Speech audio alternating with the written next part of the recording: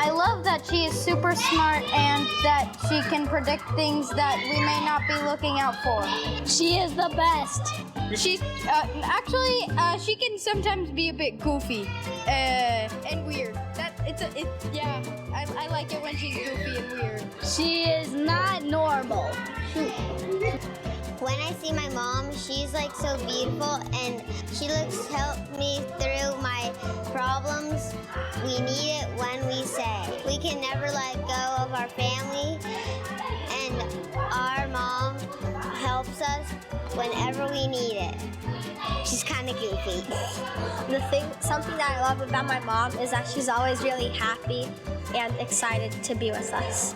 She really likes to dance, and a lot of times it's really funny.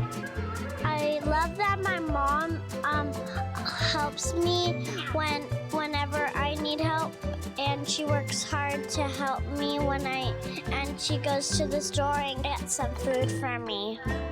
Sometimes whenever I get in big trouble, sometimes she lets us all forget about it and restart. I like how my mom bakes. What I like about my mom is that she does things that we don't expect her to do, and she takes care of us as much as possible. She usually takes care of us from anything that will hurt us and anything like that. My mom does prayers with me every night, and she has a job that might have almost messed up completely, but then we just forgot about it. We did the right thing. Things that our moms do are nice. They buy us stuff that we need. They buy our food and they get us toys. So I like my mom because she's super funny and goofy, and she cooks dinner for us, and she's always super nice. Every night when I go to bed, she always brings me to bed, and so it's not scary to go. I really like my mom because she's always loving and very understanding, and she's always like there for me, and I really like that about her.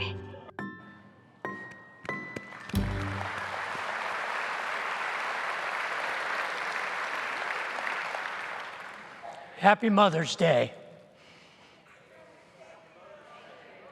Okay, here's how this is going to go down. We're going to unapologetically celebrate moms today. We're going to give them a standing ovation. And I know we know how to do that because I've been to football games. I've seen sporting events. I know we know how to show not just the average, polite symphony clap, I mean like let loose in praise and thanks for our moms. But before we do that, I want to remind you that we are aware that this is a complicated thing. And it's complicated for a number of reasons that is no one's fault. There are some of us who will never be moms. We are, let's just say, biologically challenged. And we will never have the opportunity to be moms. And I know that there are people here who wish they could be moms, and for one reason or another have never been able to or will not be able to be moms. And there are moms who are here who, because of the difficulties of life journey, have had challenges with motherhood and being moms and with their moms. I know there are people who wish they could be moms, and there are some moms here who, if they're honest, are kind of wishing sometimes they weren't moms. And I know it's complicated, but we're going to unapologetically celebrate moms today because we've all had one. And I know that motherhood is not for cowards. It is not for the faint of heart.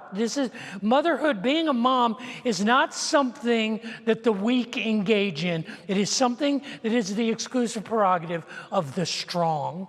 And I know this because there are two great challenges that every mother faces. And the first one is children. And they are a handful. They can be terrifying. I mean, this week, for example, I had to be jefe, I had to be grandpa to my granddaughter, Frankie. And my wife left Frankie and I alone for a few hours, and Frankie would have none of it. She wanted Gigi, not jefe. And she's a force of nature. I can't let her alone for a second. How do you moms do it? With these little toddlers and preschoolers, the most dangerous thing that can happen is silence.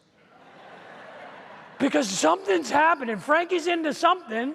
I fell asleep while I was watching her, and next thing I know, she was on my face, pulling at my eyelashes. I couldn't let the child go for a moment. How do you do that? I was searching online. I said, what are some of the challenges that moms face with children? And I found some pictures. Here's a picture of a child who is crying because he's stuck in his brother's underwear. Here's a picture of a little girl who's throwing a fit because the mac and cheese wouldn't cool off fast enough. Here's a picture of a baby crying because his mom wouldn't let him eat the bathroom garbage. Here's a picture that a mom sent in. Her son didn't want to be a tiger or a superhero. He wanted to be a stoplight. Here's the reaction one mom got when she told her daughter that she loved her. This one has no explanation. How is this even possible? And then there's this. There's the mom who asked her daughter to write an apology letter, and this is what she wrote. In case you can't read it, it says, "Sorry because of nothing." So we want to celebrate moms because of their courage, because of their commitment, but today we also want to encourage moms. We want to remember that every mom needs encouragement and affirmation. And I am ill-equipped to give you sincere affirmation, so I asked an expert to come and share some encouragement with all the moms and those of us who have moms today. So would you welcome my best friend and the best mom expert I know, my wife Diane, to the stage.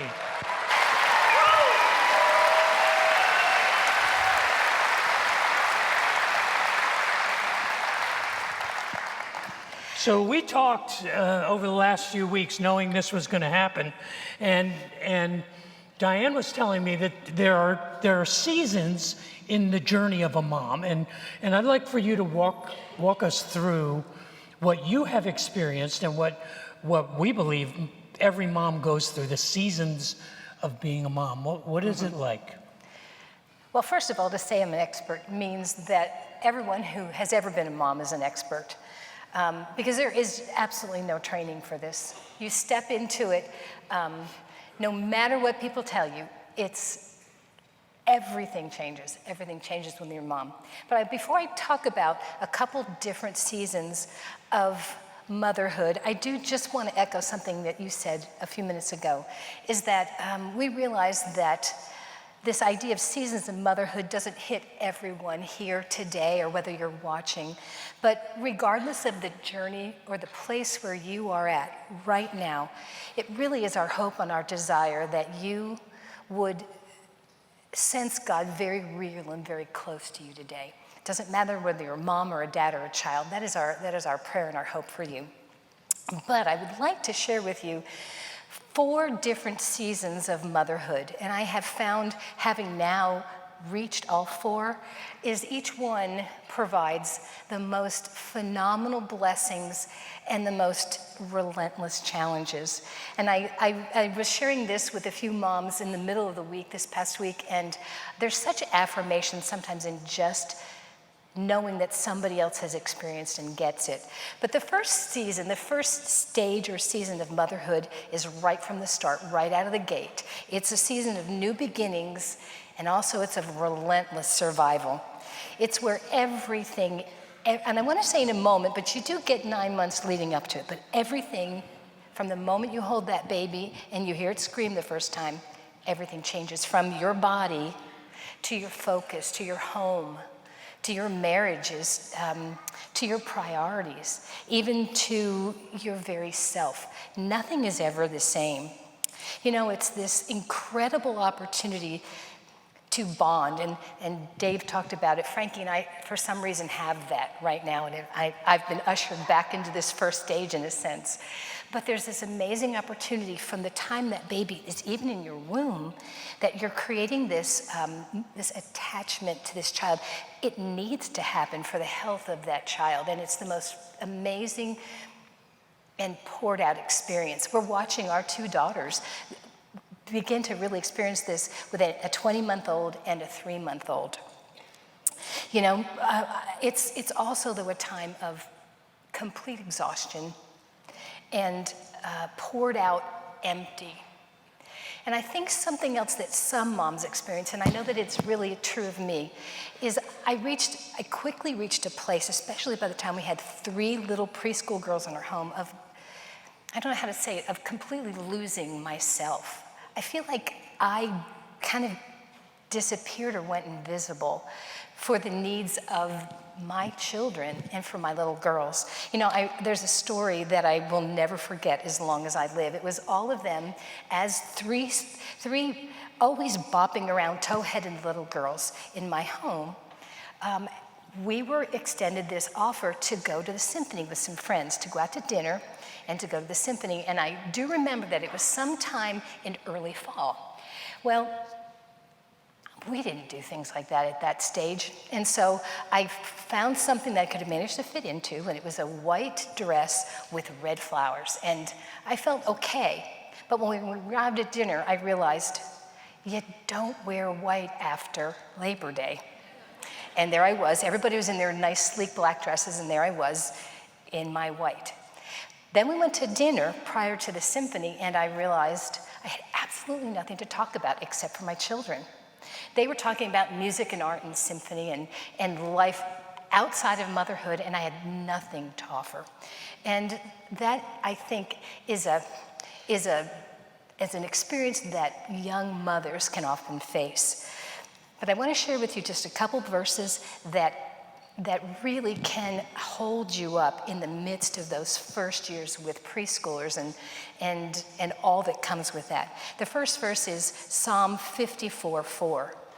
It says, "Surely God is my help. The Lord is the one who sustains me." Psalm 142:3 says, "When I am alone and when I am overwhelmed, you alone know the way I should turn."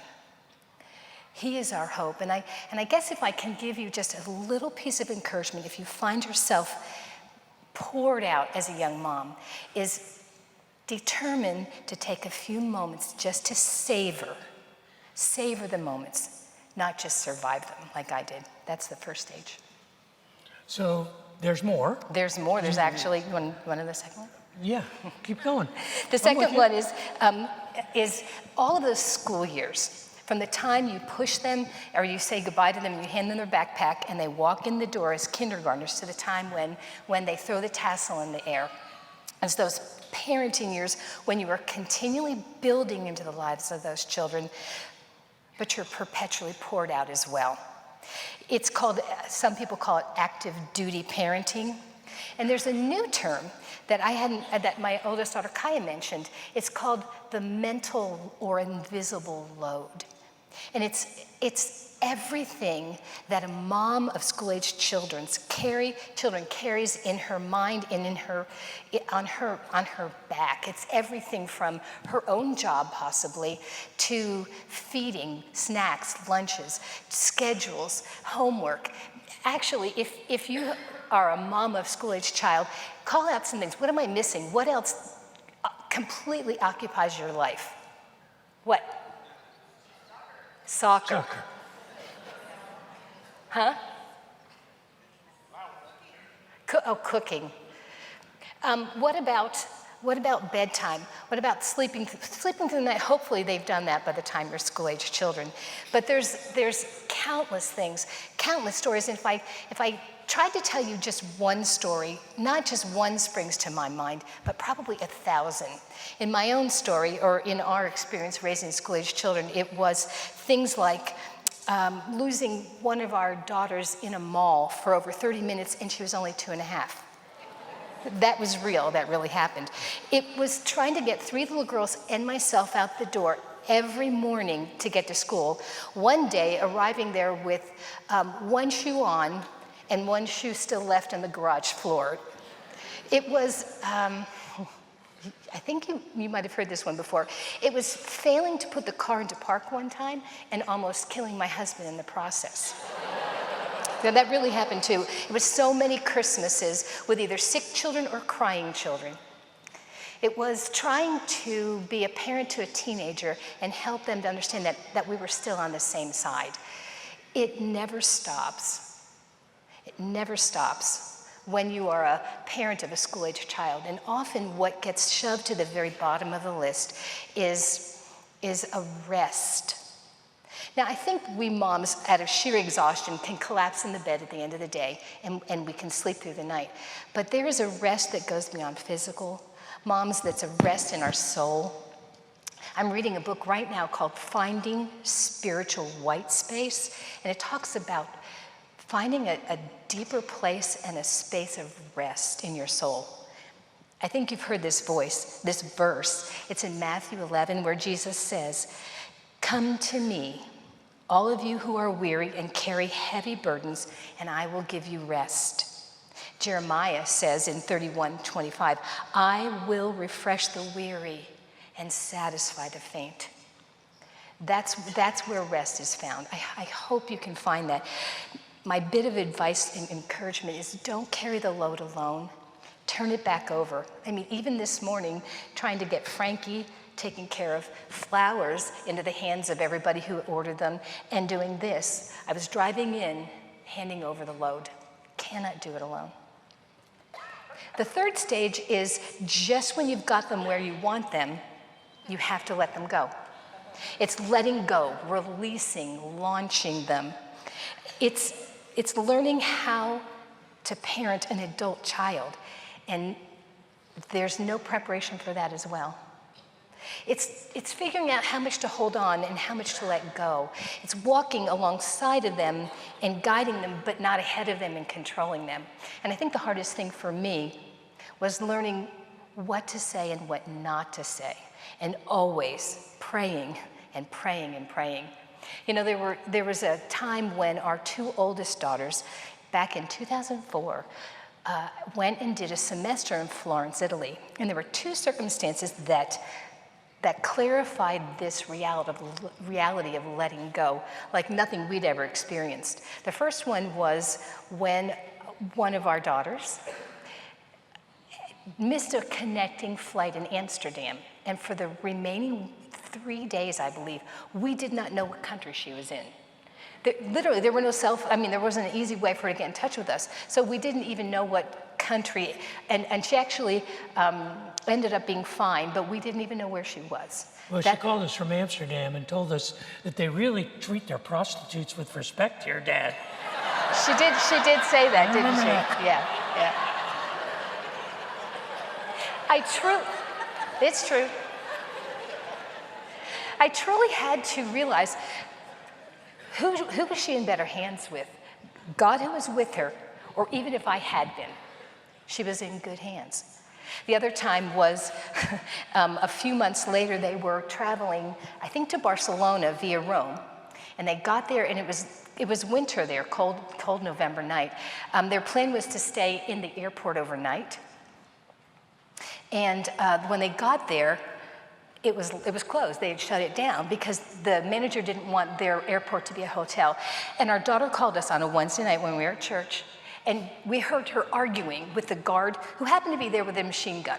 Yeah, I said, don't argue with the guard with the machine gun, sweetheart. Yeah. Again, an opportunity to say, God, it has to be you. And he was saying to her, I love you, you're beautiful. I'm not sure that is exactly what happened, but.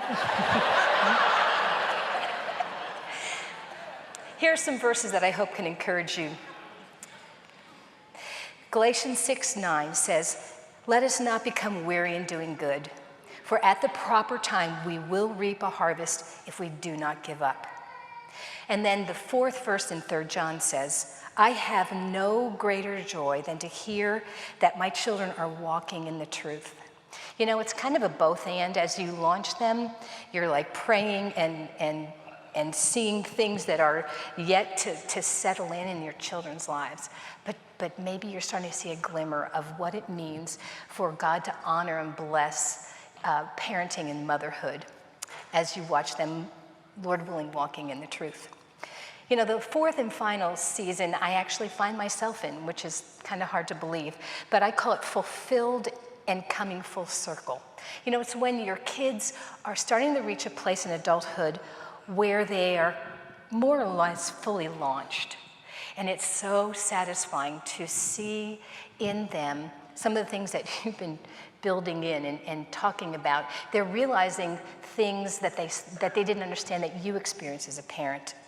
You know, it's watching your own children, our own daughters, become parents. It is just kind of almost a sacred joy to watch that happen. It's becoming a grandparent. And I have to tell you that it is entirely different than I expected. I just thought it would be a grandparent, you know, some kind of love that's different and kind of less than maybe what you might have for your own children. I think that was because my own grandparents, as well as our girls' grandparents, were all grandparents at a distance. But up close and personal, I love those little girls in a way that is so deep and so fulfilling. It's kind of like this. Hi, Did you say hi, Gigi? Say hi, Gigi.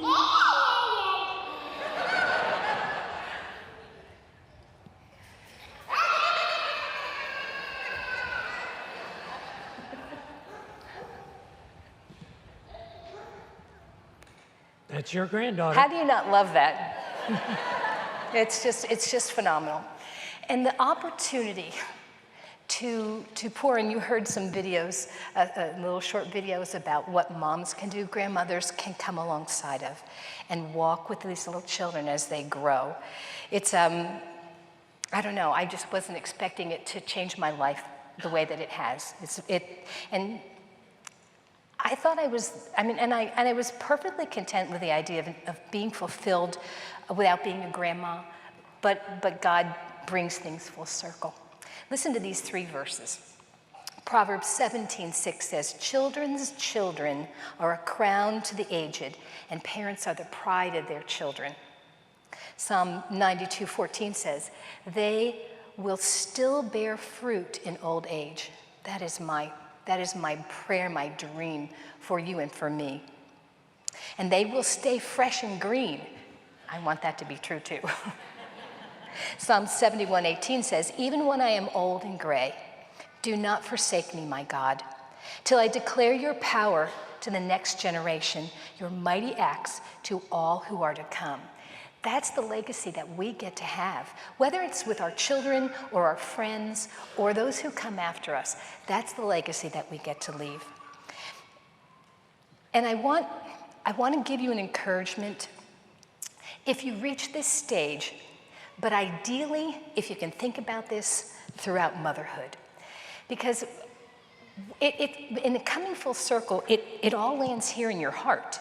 You know, as you're becoming a grandchildren, or as you're widening your family to accept sons and new sons-in-laws or daughters-in-law, your heart is enlarged to pour out love in new and in astonishing ways. But I want to encourage, if you're a mom here or if you're not, to examine your heart. Pay attention to your heart, because there is a toll that motherhood takes. And I don't know that we talk about that much, but if you think about it, motherhood, we heard it earlier, yes, it's a self-sacrifice, but it's a pouring out of yourself, and sometimes what comes with that are things like guilt regret. I still regret, I promise you, not playing Barbies enough when it came to ask me to play Barbies, because I had too many other things to do. And ladies, we carry these, too busy to even know that we do. But we can often, well, this season in my stage of life is a time to reflect and look back and look at the burdens maybe that I've carried even through motherhood. And it's an opportunity to surrender those. We go back to that same verse I read earlier that says, come to me, I will give you rest. Give me your burdens and I will give you rest. And that's what you can find, not just in the 4th season, but in every season. You know, where my heart now is for my children and for my family and for my grandkids. It's a verse that it is the cry of my heart, and it's in Jeremiah 32, and it's actually 3 verses, 38 through 40, and I'll leave you with these verses. This is my prayer, that they will be my people, and I will be their God. I will give them singleness of heart and action so that they will always fear me and that all will then go well for them. I will make an everlasting covenant with them. I will never stop doing good to them, and I will inspire them to fear me so that they will never turn away from me. Thank you. Can you thank our expert? Thank you. Thank you.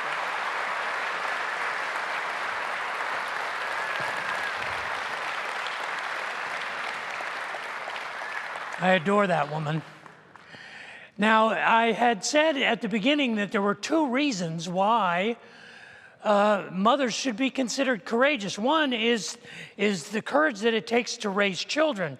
The second is the courage and the strength that it takes to raise fathers. Because the second thing that many moms have to endure are us, dads. I came across a while ago an email exchange from a new mom to a software provider, and this is something that you might find familiar. This is from a new mom. Dear tech support, happy Mother's Day. Last year I upgraded from boyfriend 5.0 to husband 1.0 and have just recently added the dad 1.0 application.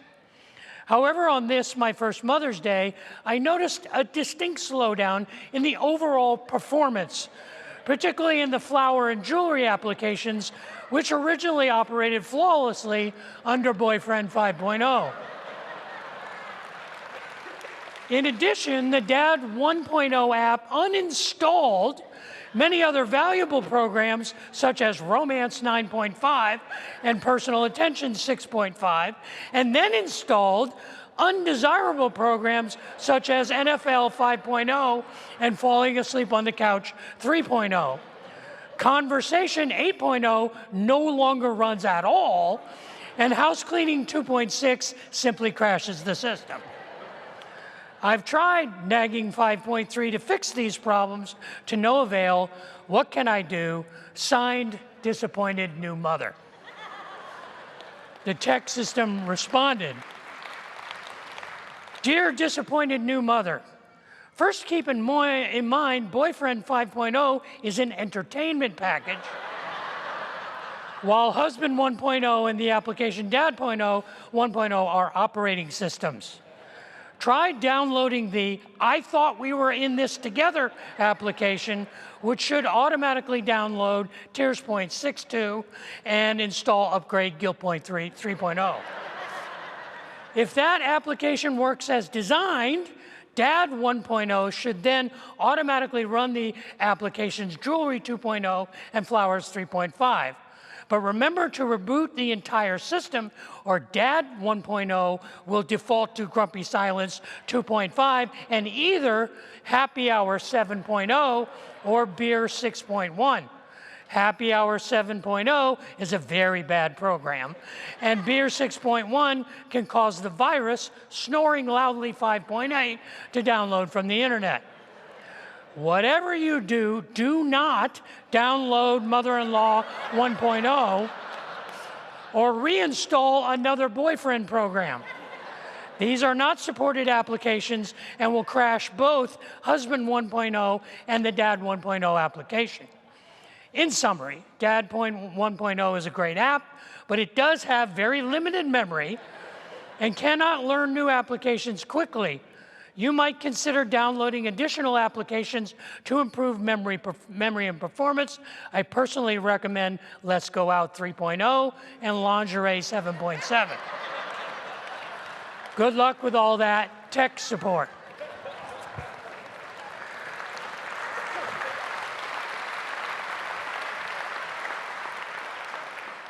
Now, we want to celebrate moms today, and I know we know how to do it.